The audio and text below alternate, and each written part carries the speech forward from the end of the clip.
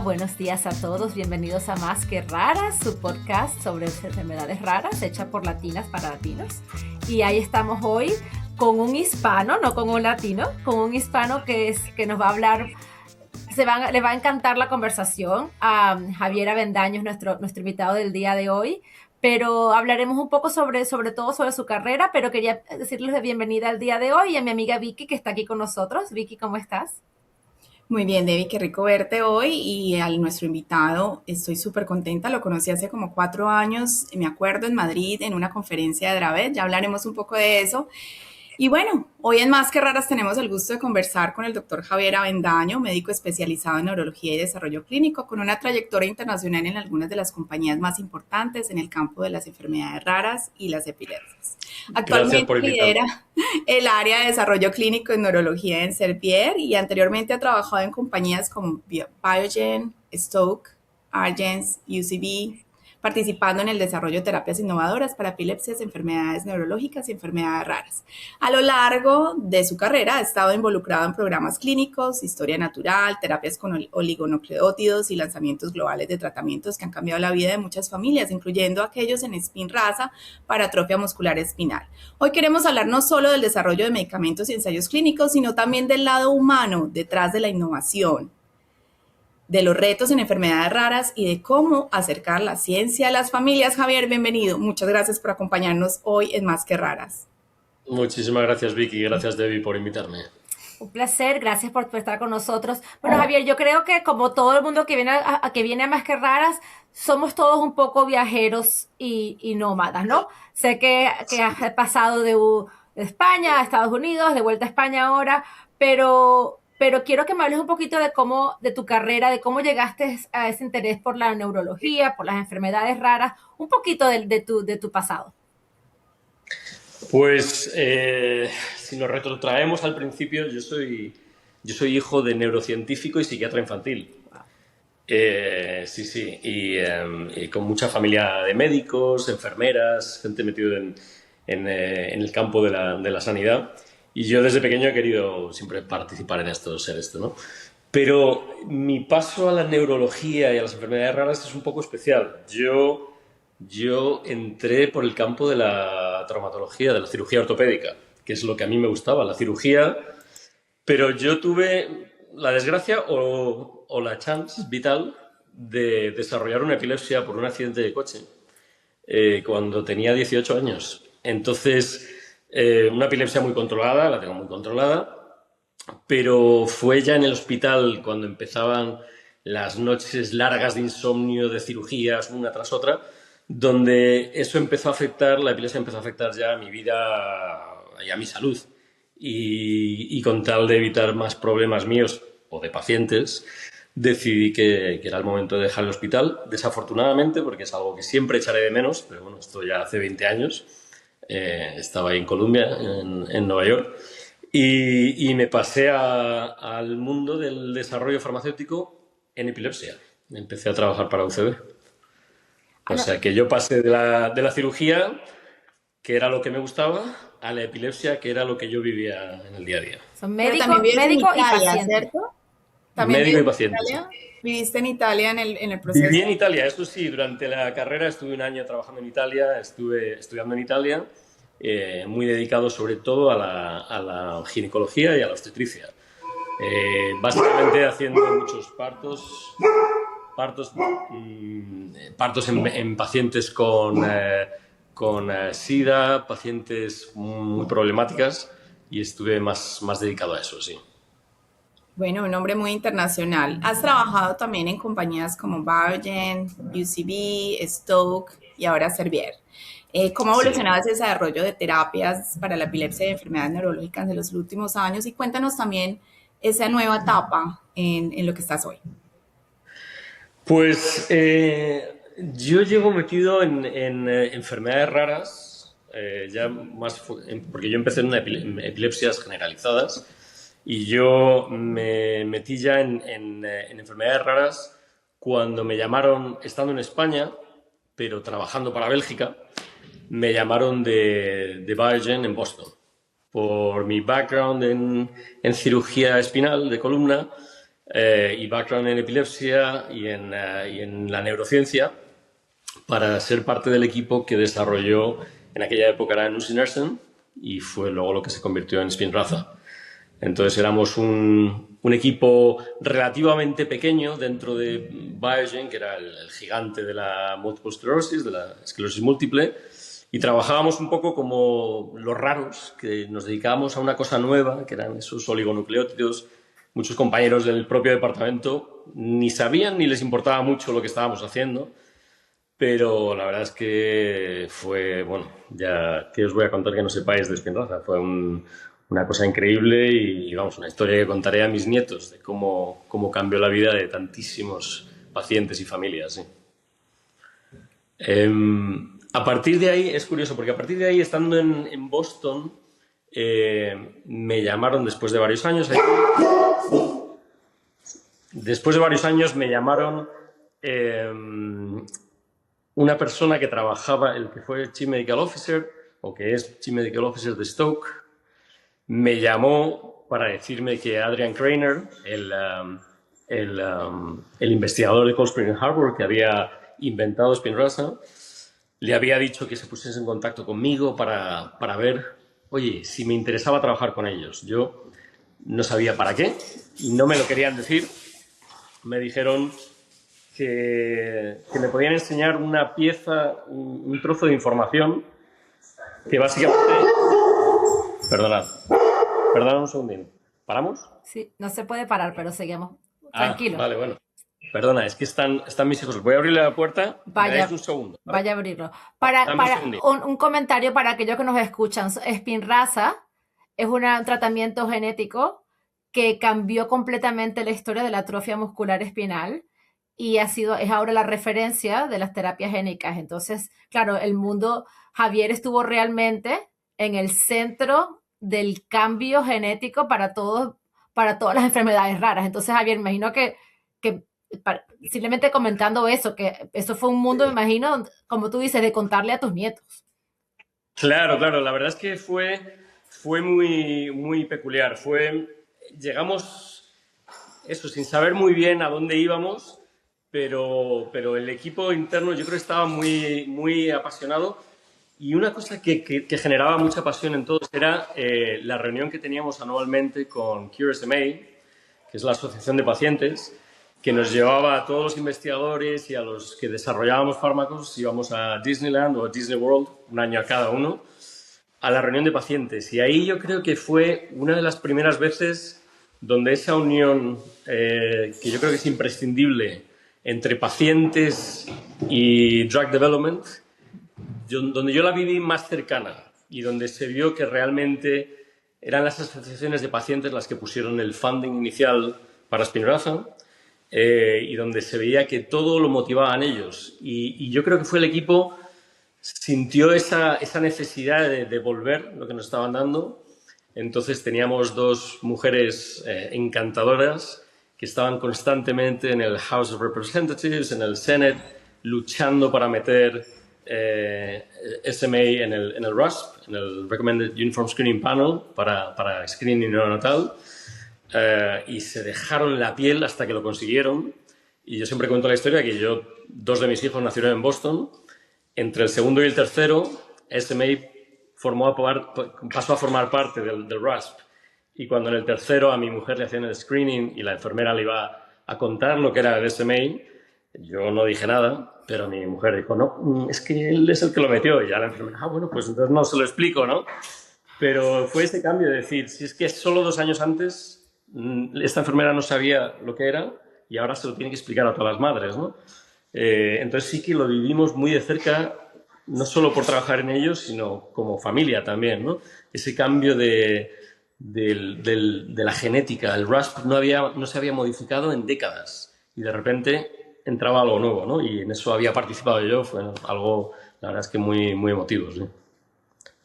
Perdona, te interrumpí lo que estabas contando antes de tu paso de compañía. Sí, no, perdona, culpa que entraban los hijos. Me llamó Barry Tico, que es el Chief Medical Officer de Stoke, porque Adrian Krainer le dijo, oye, contacta con Javier, bueno, nos conocíamos por Spinraza, y entonces él no me dijo para qué enfermedad era. Todavía Stoke estaba en stealth mode. No me dijo ni el nombre de la compañía, no se podía saber. Éramos muy poquitos. Y en un Starbucks ahí en Boston nos sentamos y me dijo, mira, Adrian me ha dicho que te enseñe esto. Y entonces sacó un papel y dibujó una gráfica que ahora todo el mundo la conoce, que era de la supervivencia de los ratones sanos, el 100%, los que tenían una patología, no me quiso decir lo que era, que se morían casi todos, y los que recibían una dosis de algo que Adrian había diseñado y que sobrevivían todos. Y me dijo, la pregunta de Adrian es, ¿quieres trabajar para nosotros, sí o no? Y ese día, primero se lo dije a mi mujer, que dijo, estás loco, pero adelante. Y llamé a mi jefe, que era un chico fabuloso, Jonathan Young, y se lo dije y dijo, adelante, buena suerte, ¿sabes? Y a los pocos días marché a trabajar para Stoke. Y allí ya pues montamos todo el proyecto de Dravet, que ahí es donde conocí a Vicky, montamos el estudio de historia natural, los estudios de Monarch, de Admiral, de Swallowtail, todos los estudios con la droga, y la verdad es que es una maravilla. Sí. Y los resultados han sido maravillosos a pesar de que ya no estás todavía en Stoke. Sí, sí. Y ahora, ahora lo que estás haciendo es continuando algo similar, ¿no? Sí, sí, sí. La salida de Stoke fue siempre un poco de corazón partido que diría Alejandro Sanz, ¿no? Como os comentaba antes, queríamos volver a España por familia. Queríamos que los niños creciesen aquí con toda su familia. Llevábamos una década en Boston sin nadie de la familia. Y hay que decir que Stoke, siendo una empresa muy pequeña, estuvimos meses intentando ver cómo podía yo ser un empleado desde España. Hablamos con abogados en España, en Massachusetts, pero si ya es difícil tener un trabajador, por ejemplo, en California, cuando no eres de California, imagínate en España, ¿no?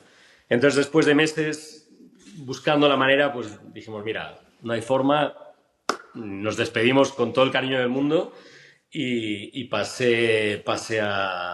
me vine a Europa. Hice un stint en Argenix, que tiene cosas bonitas, pero no era el mundo que a mí me gustaba. Y entonces directamente surgió la oportunidad de Servier, donde me recibían de brazos abiertos por mi experiencia, me traían para montar el proyecto de neurología. Servier es un laboratorio muy grande, pero que siempre ha estado en cardiometabolismo, en oncología, y desde hace poco querían entrar en el mundo de la neurología rara. Y entonces, pues yo he venido en septiembre, hará 2 años, para montar este proyecto y la verdad es que estoy encantado.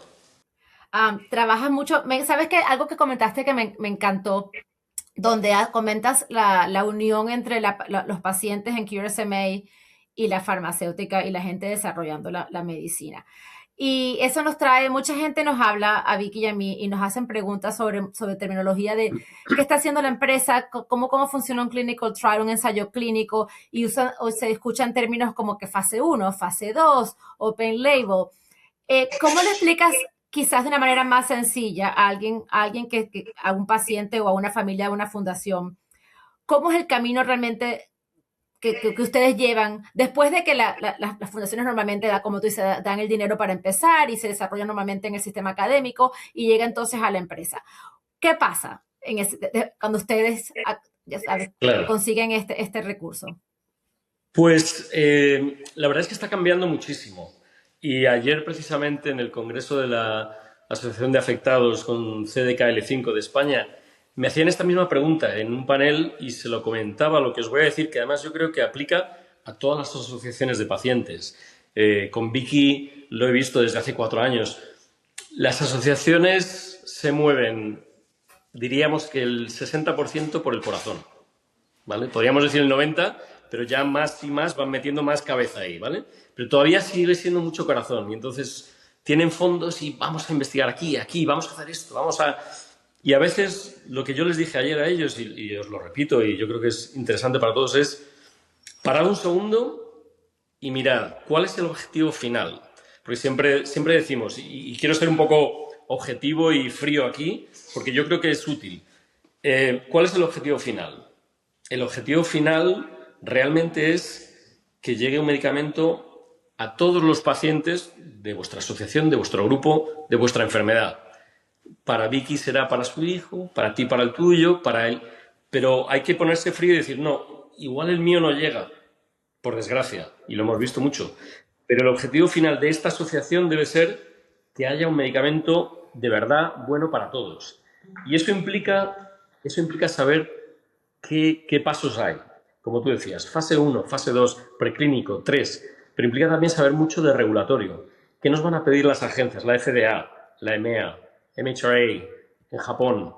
Porque lo que piden las agencias muchas veces, no voy a decir que es counterintuitive, pero a veces nos da la impresión de que, ¿por qué me están parando? Las agencias están intentando evitar fallos de seguridad y es su labor y lo hacen muy bien. Pero a veces, con la pasión de mi niño, mi niña, necesitamos hacer esto, necesitamos avanzar, ponemos inversión, ponemos dinero, tiempo, esfuerzo en cosas que luego las agencias dicen, muchas gracias, pero esto no me sirve a mí para probar ningún fármaco. Y entonces al final no es dinero tirado nunca, pero es un dinero que podía haberse, o un esfuerzo que podía haberse refinado mejor para ayudar a que llegue una droga al final a vuestros niños, ¿no? Entonces, yo creo que aprender de lo que requiere un drug development es algo que las asociaciones de pacientes deberíais hacer. Algunas lo hacen muy bien y otras están aprendiendo. Pero es algo que os vendría muy bien a todas y luego así a los laboratorios y a las universidades que trabajamos con vosotros también, porque al final aquí somos todos colegas, nadie tiene más peso. Y aparte de lo que acabas de decir, para ti, ¿qué consideras que son los mayores desafíos para el desarrollo de fármacos para estas enfermedades específicas, enfermedades genéticas o enfermedades de neurodesarrollo? La neurología es un tema, a ver, aquí tenemos dos dificultades. Una es la dificultad de las enfermedades raras por sí y otra es la dificultad de que sean neurológicas. El campo de la neurología ahora es el que más proyectos de desarrollo clínico tiene abiertos, con diferencia, y sin embargo es creo el octavo o el noveno en final delivery de fármacos que se puedan aprobar, porque es muy complejo, el cerebro es muy complejo al final. Es muy difícil llegar, es muy difícil manipularlo, es muy difícil saber qué le está pasando específicamente. Entonces ya solo por ser neurológicas ya tienen un añadido de dificultad, pero no podemos hacer nada, eso es lo que hay, ¿no? El añadido extra de enfermedades raras principalmente es que es muy fácil hacer estadística con 10.000 pacientes. Es muy difícil hacerlo con 50, ¿verdad? Entonces, en estos 10 años yo sí que he visto un cambio en las agencias y hace poco había una Research Roundtable con la FDA sobre epilepsias y hemos visto un cambio en que las propias agencias, que son siempre más lentas y van con pies de plomo para no hacer cambios drásticos que llevan a fallos de seguridad, se están dando cuenta que el paradigma clásico de desarrollo de un estudio aquí en Healthy Volunteers y luego otro de fase 1 en 200 o 600 pacientes y otro de 6.000 pacientes, eso no se puede hacer en enfermedades raras. Entonces, ellos mismos están aceptando que hay que diseñar nuevas formas de ser realistas y de tener un fármaco para estos niños, ¿no? Entonces, bueno, es un proyecto difícil, pero yo creo que es bonito, donde las asociaciones de pacientes ahora han tomado un papel muy relevante. De hecho, ahora, gracias a Dios, ningún protocolo de estudio se puede aprobar en ningún país que se considere medio decente si no tiene la aprobación de un grupo de pacientes. Porque al final, si yo como investigador digo, mira, necesito que este paciente que está en silla de ruedas y con intubación, necesito que venga 16 horas a correr y a subir 6 escaleras, pues son los pacientes los que me tienen que decir, oye, que no puede ser, que no lo vamos a hacer. Entonces ahora, sobre todo en este tipo de enfermedades, la voz del paciente ya no es un wishful thinking o un qué bonito, es un más. Sí, sino que ya exacto, es un más. Ahora sin la voz del paciente no es que no sepamos hacerlo, es que no se nos permite hacerlo. Con lo cual, gana más poder la asociación de pacientes, gana más voz y voto. Esta vez, antes tenía voz a veces, ahora tienen voz y voto en lo que se hace, ¿no? Que es, y sobre todo porque la medicina. Hay patologías que no solamente se miden con con convulsiones, ¿no? O sea, es decir, que Claro, claro, como claro, el endpoint tiene que ser la disminución de convulsiones o crisis, y resulta que hay claro, otra cantidad de endpoints que son más complejos de medir, como el comportamiento, el claro, lenguaje u otras. Entonces es también como claro, se va abriendo apertura dentro de también claro. considerar otras. Hay un tema muy claro en neurología. Es, por ejemplo, tú en oncología puedes sacar un trozo del tejido, del cáncer y medir algo. En neurología eso solo lo puedes hacer en autopsia. Tú no puedes ir quitando trozos de cerebro para ver si está funcionando, ¿no? Entonces, claro, ahí necesitas lo que tú dices, los endpoints. Ahí toma muchísima relevancia el diseño de endpoints. Pero claro, es muy complejo porque ya son endpoints, muchos son funcionales. Y si tú puedes desarrollar un biomarcador en un tejido de cáncer que es igual para todos los pacientes del mundo, tú no puedes hacer una escala que es la misma para un americano de Florida que para un japonés de Okinawa, que para un africano de Nigeria o uno de Sudáfrica. Entonces ya empieza a complicarse más. Ya no es uno para todos. Ya empieza a complicarse más. Y luego además, pues empieza a entrar la subjetividad ya.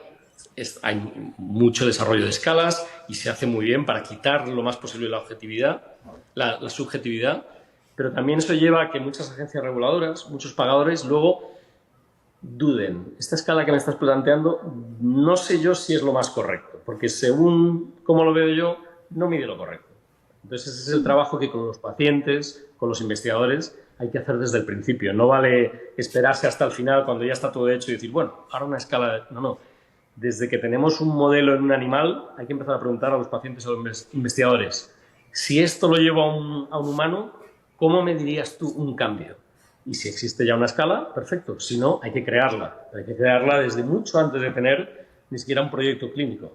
Entonces, todo eso es un cambio en la mentalidad también para los laboratorios de cómo abordar at risk muchos de los proyectos. Porque se quedan en el Y sobre animal todo que y tú sin embargo tienes ya has invertido. Bueno, eso, sobre todo que tú tienes la experiencia de eso, de esas gigantes farmacéuticas como UCB o Biogen, y una pequeña como Stoke empezando con un alto riesgo en la red, ¿no? Entonces ahí es donde dices, bueno, ¿cuáles son los riesgos? ¿Cómo claro, hacemos claro, el approach? Y muchas veces, claro. en ese caso, muchas de esas enfermedades grandes, de esas farmacéuticas o industria grande, pues lo deja Claro. archivado, ¿no? Muchas veces lo que hacen, precisamente, y hay una cosa que Boston es un mind hub, ¿sabes? Hay un talento de cerebros increíble.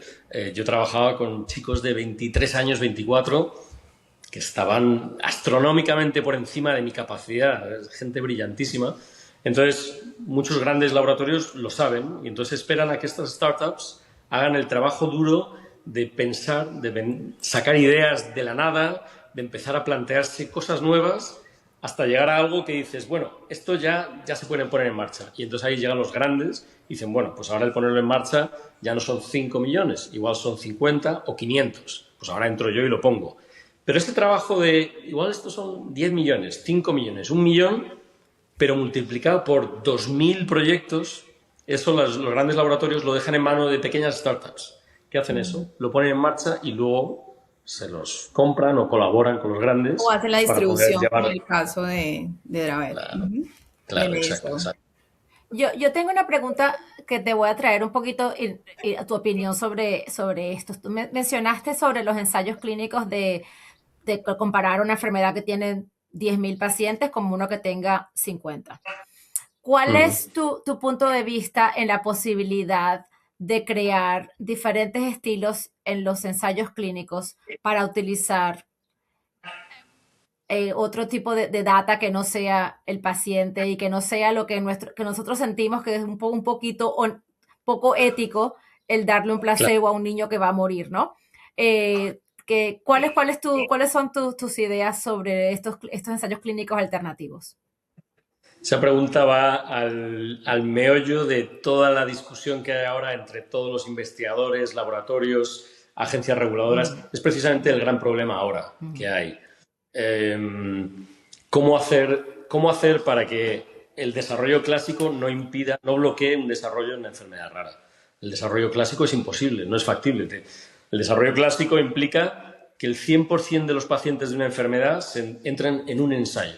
Eso nadie lo va a hacer porque al final del día los laboratorios quieren sacar dinero también. Entonces, si a todos los pacientes del mundo los meten en un ensayo, luego ya no hay beneficio comercial, ¿no? Entonces, eso no puede ser así. Y luego, además, ya no solo eso, sino éticamente tú no puedes poner al 100% de los pacientes del mundo en un ensayo de un fármaco experimental. Hay que limitarlo mucho. Tienes que limitar el riesgo de exposición, ¿vale? Y al final todos estos fármacos es un riesgo. Es algo que los pacientes hacen porque lo necesitan, pero también porque se atreven a ayudar, ¿vale? Es un tema muy, muy curioso. Ya te digo, hace poco la FDA tiene unos seminarios con Duke Margolis, con Duke University, unos seminarios que hace poco hizo uno precisamente sobre el uso de estudios de historia natural para comparar con la droga, para evitar grandes brazos de pacientes que no reciben la droga. Hubo la Research Roundtable, que la organiza Jackie French, que es la jefa de epilepsia y neurología de NYU en New York University, y lo organiza todos los años ahí en Washington con la FDA, con laboratorios, con pacientes, con investigadores, y el tema de este año fue el uso de datos de historia natural precisamente para facilitar esto, ¿no? Es un tema complicado. Hay mucha discusión también en el campo de la bioestadística, nuevos diseños a veces ya muy, muy peculiares que necesitan de estadística avanzada para poder ver datos que con el diseño clásico de utilizar la media no lo verías, ¿no? Pero entonces está avanzando todos los campos relacionados con la biología, la bioética, la estadística, la medicina, están todos avanzando para entender, precisamente para hacer esto, entendiendo que no es ético esperar cuando estos niños no pueden esperar, pero que tampoco es ético exponerlos a algo que sea arriesgado o tóxico simplemente porque a ver si sale algo, pues es un balance muy difícil, que se hace más difícil cuando ves al paciente específico con nombre y apellidos que no llega. Y nosotros tuvimos con Spinraza 2 gemelos, que uno recibió placebo y el otro no, y ese falleció y el otro no. Y la familia estaba agradecida, pero claro, como investigador te rompe el alma. Pero bueno, es un tema que es difícil, pero todo el mundo está, cada uno desde su punto de vista. Nosotros vemos que las agencias van demasiado despacio, pero ellas dicen, bueno, vosotros vais demasiado deprisa. Para los pacientes, todos vamos despacio, obviamente, ¿vale?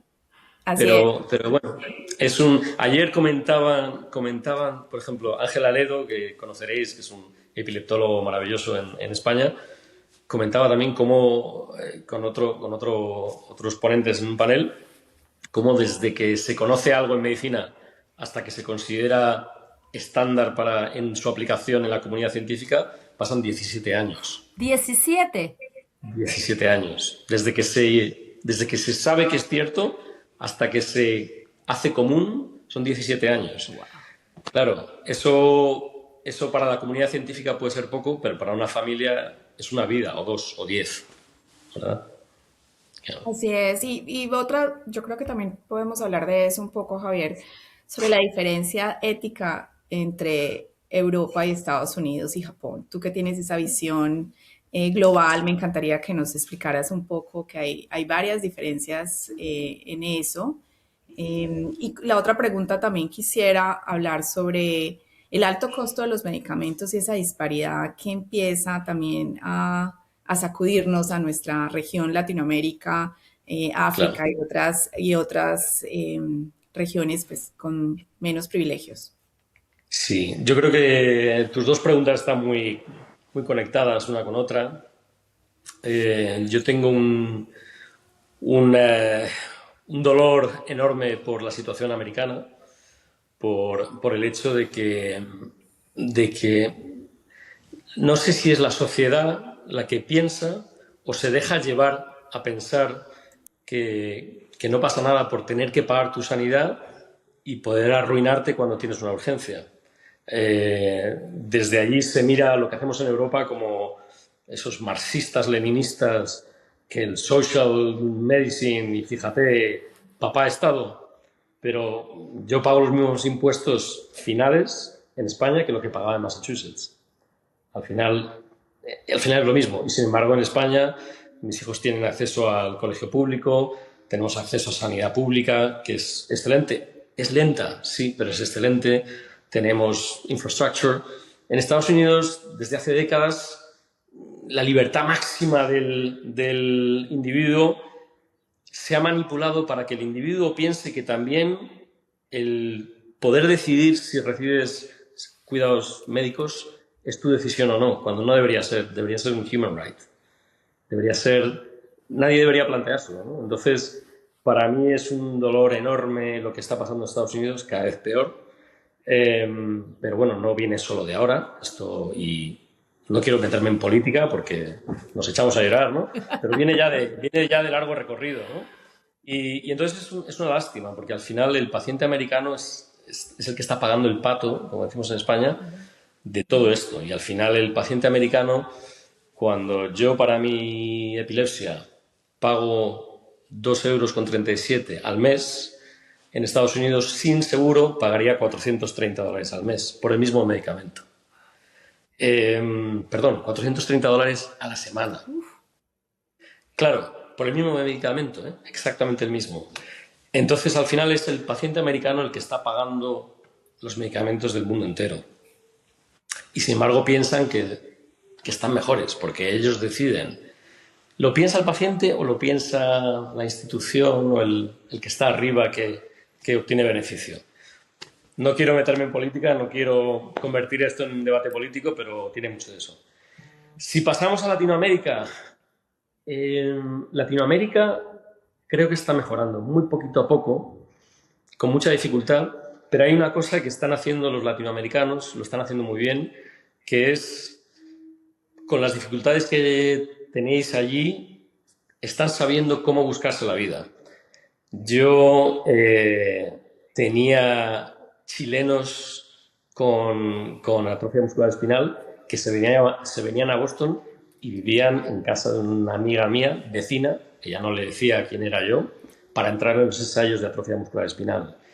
El latinoamericano enseguida viene a España, viene a Europa para buscar lo que necesita. No todos tienen acceso. Brasil ha entendido, por ejemplo, Brasil tenía un problema grandísimo, que era que por derecho constitucional, si un paciente brasileño recibía un medicamento, todos los demás brasileños tenían acceso a él y el laboratorio lo tenía que proporcionar. Y estaba en la Constitución. Esto hacía que los laboratorios no quisiesen tocar Brasil ni con un palo. Se han dado cuenta que eso repercutía negativamente, al final repercutía negativamente y lo han eliminado. Y Brasil tiene grandes investigadores y grandes centros de investigación y ahora los laboratorios están yendo allí. Y eso al final, si tú permites que los laboratorios entren en un país sin ponerles trabas, sin pensar que son el enemigo, al final ayudas al paciente.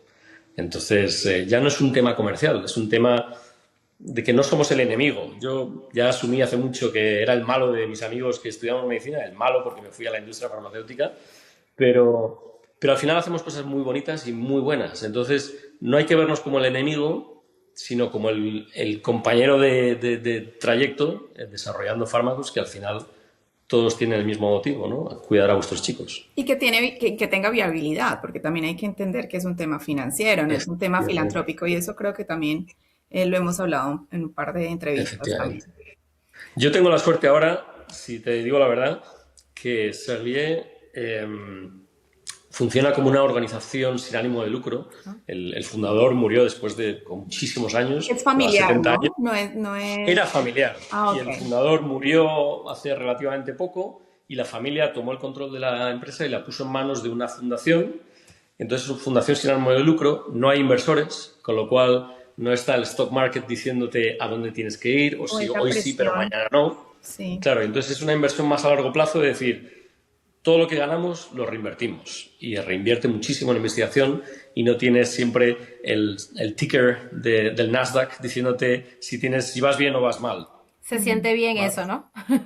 Es una diferencia. Yo con todo lo que disfruté en stock, pero ahí sí que es verdad que oye, que te llaman del inversor, que ¿cómo va esto? ¿Cómo va esto? Claro. A pesar de que teníamos mucha confianza en nuestros inversores y nos daban mucha mano abierta, pero sí estabas pensando en ellos porque dices, han puesto 80 millones, saben que en 25 años no van a ver nada. Y eso es una presión también para ti. Sin embargo, aquí no lo hay.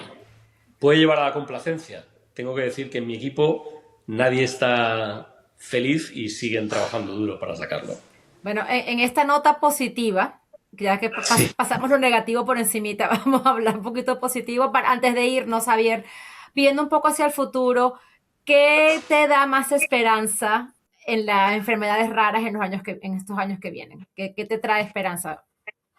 A mí me trae esperanza el hecho de que la genética ha avanzado muchísimo, la comprensión de la necesidad de la terapia, del diagnóstico genético, de la medicina de precisión, está avanzando mucho. Y una cosa que, por ejemplo, veía ayer es que hemos pasado del fármaco para todo al fármaco muy dirigido y ahora al fármaco dirigido que sirve para más cosas, ¿verdad? Entonces, estamos afinando cada vez más y en este camino de afinar estamos viendo que se nos abren más puertas aún. Entonces, yo creo que los cambios pioneros que han pasado algunas de las enfermedades como SMA y como otras, Dravet ha sido muy pionera, están abriendo el campo a muchas más asociaciones de pacientes, a muchos pacientes, el campo de los oligonucleótidos, las terapias génicas, small molecules, pero muy dirigidas.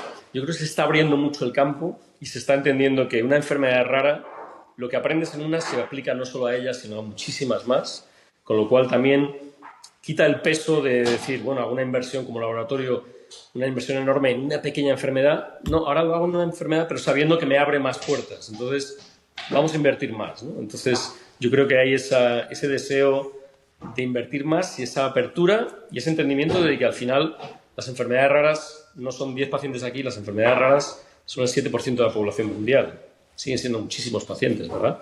Entonces, bueno, se abren unos a otros, sí. Y sobre todo con un subdiagnóstico tan grande en encefalopatías epilépticas y el desarrollo por la falta de acceso a pruebas genéticas. Entonces, ahí creo que hay un potencial enorme en la cantidad de pacientes que se van a encontrar en encefalopatías en general, ¿no? Entonces, efectivamente. Javier, muchísimas gracias por tu tiempo.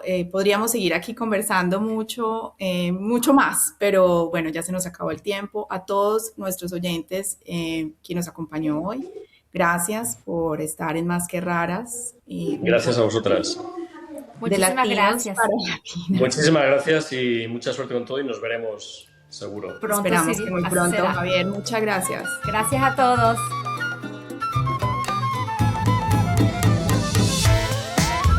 Más que Raras es presentado por Vicky Arteaga y David Requesens, producido por Bloodstream Media. Si estás interesado en ser parte de nuestros anuncios y publicidad, envía un correo electrónico a advertising@bloodstreammedia.com. Nos vemos el próximo mes con otro episodio.